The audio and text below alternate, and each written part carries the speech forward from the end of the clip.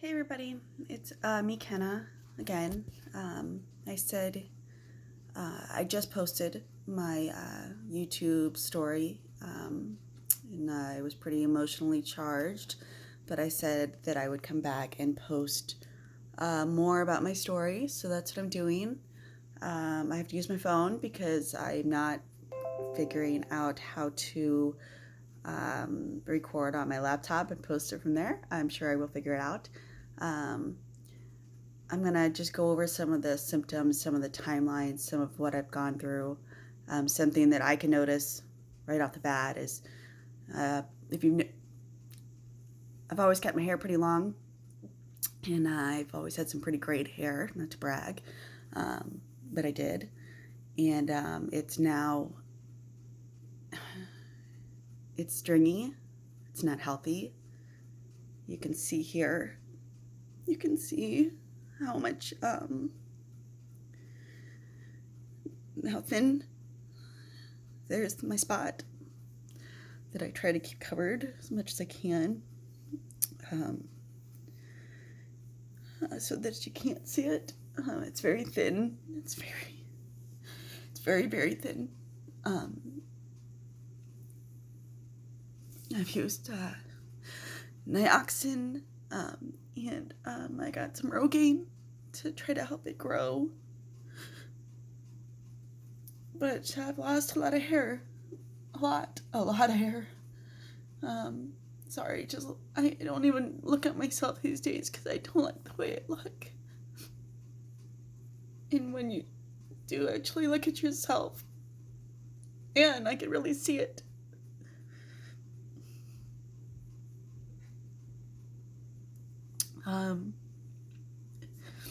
Some other things that you might notice is my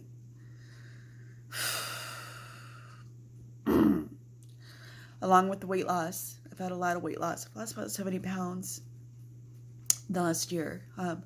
The weight loss, I've never been able to lose weight that quickly in my entire life. As much as I've tried, know how much I've gone to the gym, what I've done, I've always been curvy. And I've been okay with that. You know, womanly curves. In high school, I was very heavy chested. I was like a size triple D E chest and small, a smaller person. I did have a breast reduction because I did not like the attention that got me, and I was a pretty full size C chest. I still had boobs. I'm sorry, my house is pretty messy, but I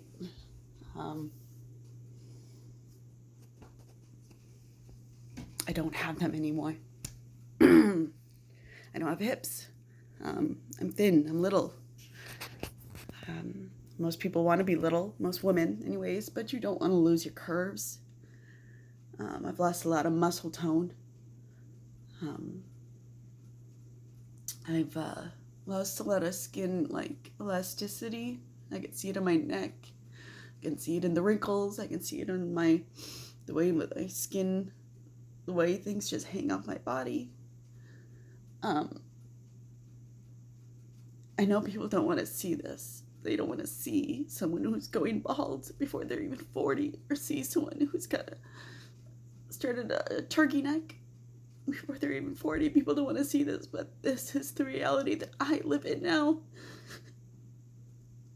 I have an almost 2-year-old child, and I'm perimenopausal. How freaking crazy is that? I'm aging rapidly. And this was caused because I had my tubes tied. Yes, I asked to have my tubes tied because I did not want any more children. I did not ask to have my youth taken from me. I did not ask to have my health taken from me.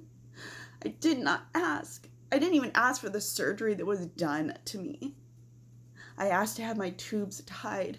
They completely removed them.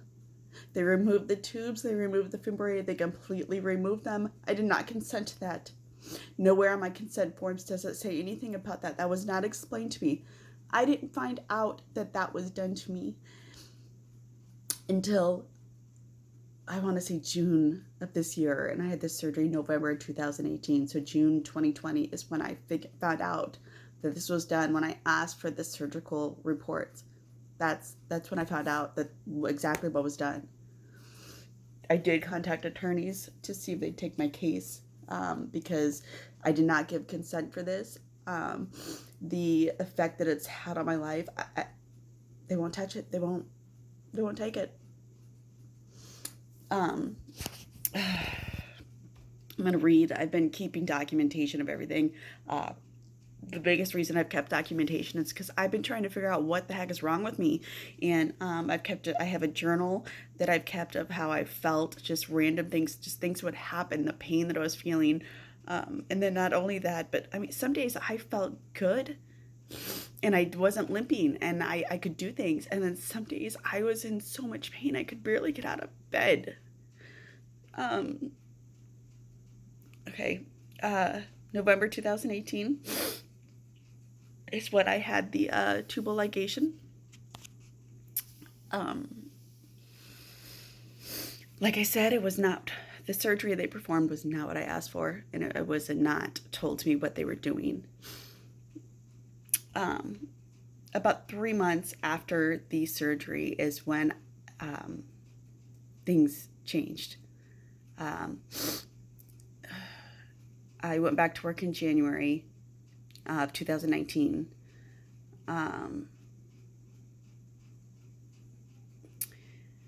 In March,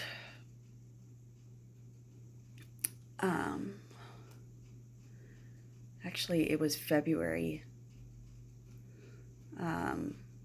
February 2019 is when I started going to the doctor.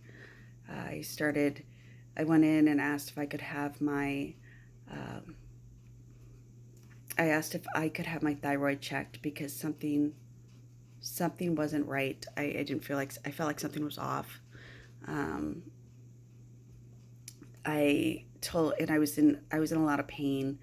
My doctor told me that I needed to go to physical therapy.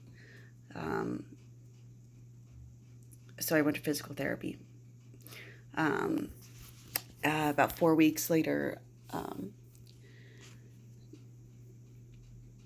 I went back to my doctor, still complaining about the pain. At this time, I had developed a lump on the top of my back of my neck, just swelling. And she ran some blood work, and it showed that I had really high inflammation markers. I had gotten terminated from my job after that in April. It was a messed up situation, but I couldn't control my emotions. I wasn't sleeping. I had severe insomnia. In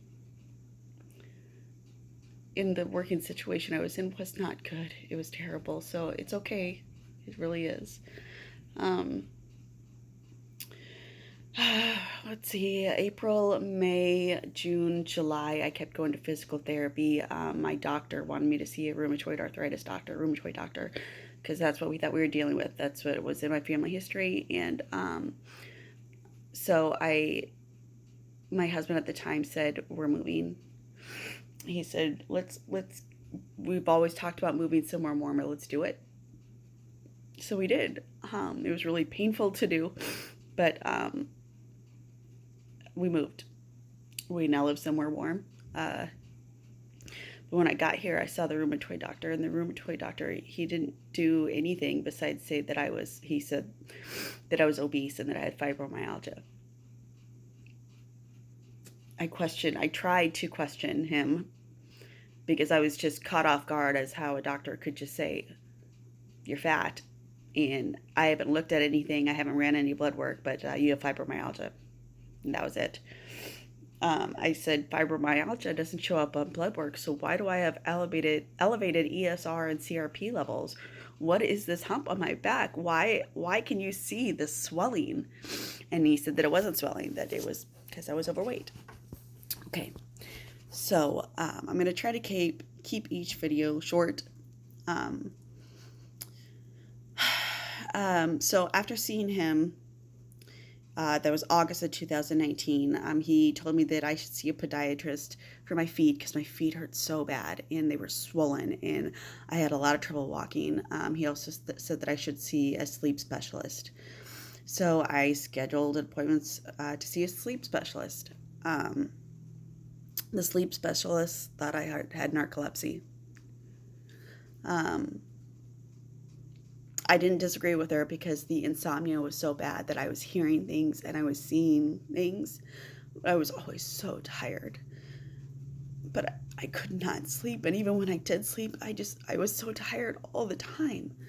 The first sleep study I had, I couldn't sleep because I had insomnia.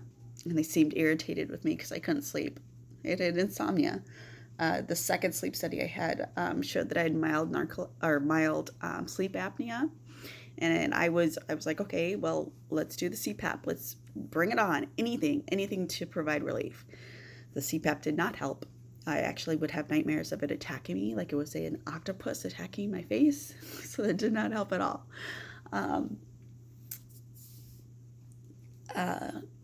So I had episodes of insomnia. At the time, my nightmares they were real. They felt so real.